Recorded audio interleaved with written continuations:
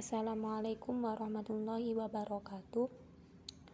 Saya dari kelompok 11 akan mempresentasikan materi yang ke-11, yakni The Dark Age Filsafat dan Kristen.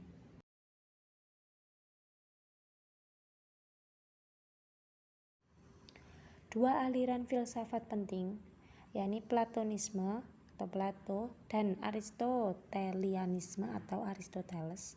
Ada beberapa keuntungan dalam pembatasan dari dua pikiran filsafat ini, karena alasan berikut ini. Yang pertama, yakni kedua pikiran filsafat itu menggunakan pengaruh pada metode intelektual manusia. Yang kedua, yakni pikiran-pikiran filsafat ini berisi lebih banyak kebenaran daripada sistem lain yang tidak berasal dari mereka.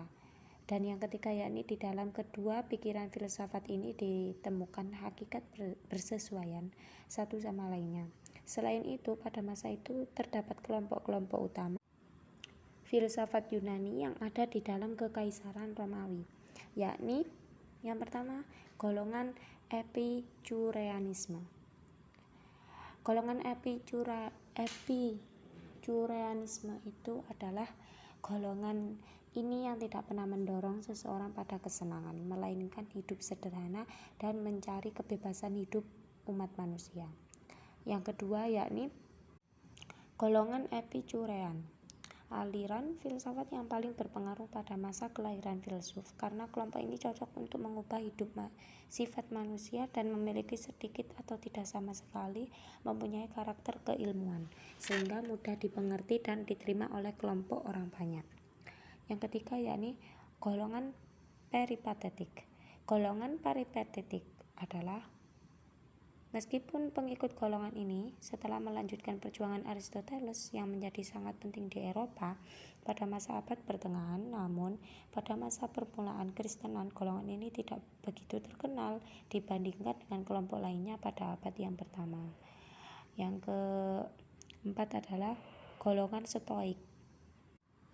Golongan Stoik, yakni kelompok ini yang merupakan ajaran yang pertama dalam pembaruan moral. Pandangan kelompok ini adalah meninggalkan suatu filsafat yang berpegang pada pandangan manusia adalah sama. Dan yang terakhir, yakni golongan Neoplatisme. Apa itu golongan Neoplatisme? Golongan ini sesuai dengan namanya, yakni beberapa ide dasar berasal dari paham Plato.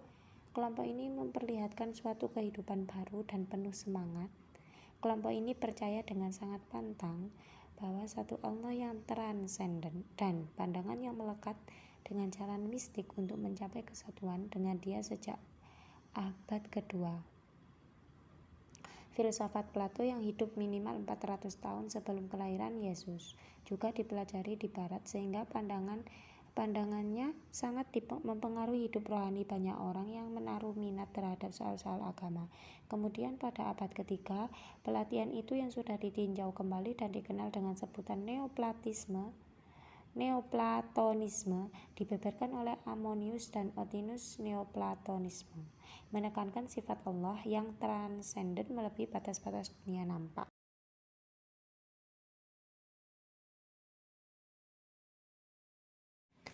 Peristiwa kelahiran Yesus.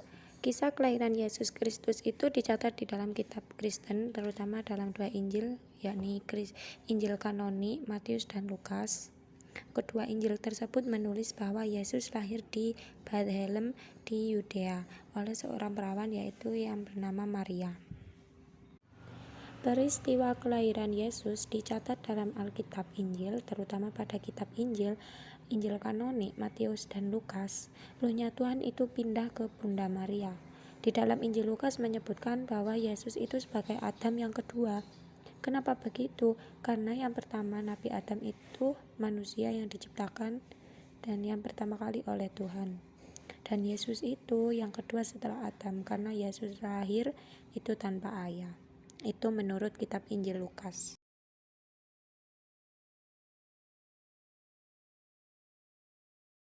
Kedua Injil juga memberikan silsilah Yesus Kristus.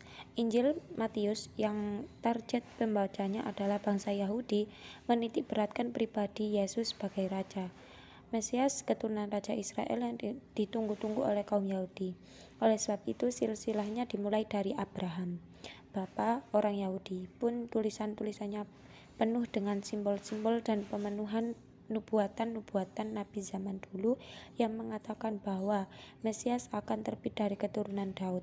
Ditulis dalam silsilah Yesus ada 14 keturunan dari Abraham hingga Raja Daud, 14 keturunan dari Daud hingga masa pembuangan ke Babel, 14 keturunan dari masa pembuangan hingga Yesus. Injil Lukas.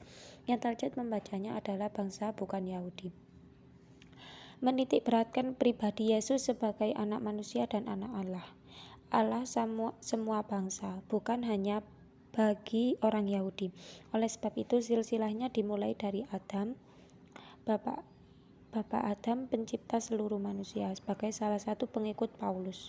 Lukas juga mungkin pada saat menulis ini memikirkan Yesus sebagai Adam baru atau Adam kedua.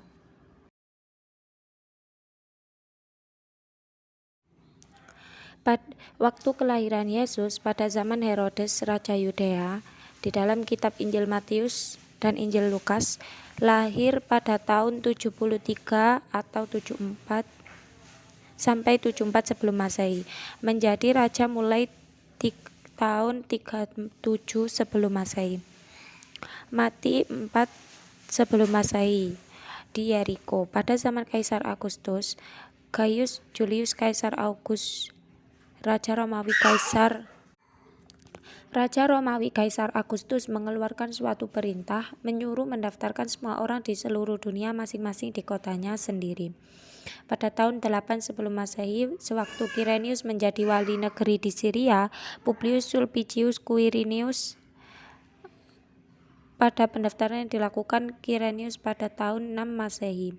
Pada zaman Archelaus menjadi raja Yudea, ada pula pendaftaran yang dilakukannya ketika menjadi penguasa sementara di Syria tahun 11 sebelum Masehi sampai 7 sebelum Masehi. Ada yang menerjemahkan Lukas, pendaftaran yang pertama kali diadakan sewaktu Quirinius dari bahasa Yunani, sebagai pendaftaran yang diadakan sebelum Quirinius.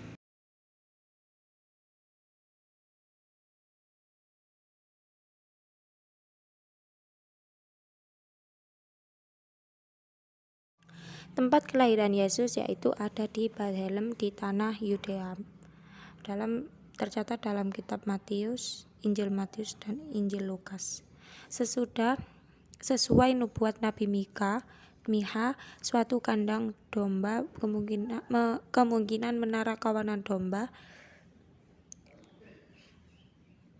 Sesuai nubuat Nabi Miha, menara ini adalah suatu tempat khusus untuk mengurung domba-domba yang kelak akan dipilih menjadi korban di bait Allah di Yerusalem.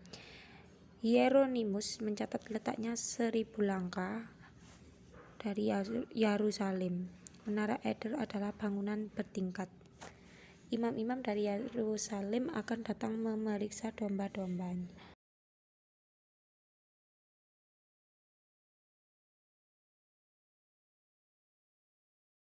Selanjutnya yakni tokoh filsuf dalam agama Kristen itu ada 4. Yang pertama Pierre Bayle dan Francis J. Beckwith, George Berkeley, J. Budziszewski.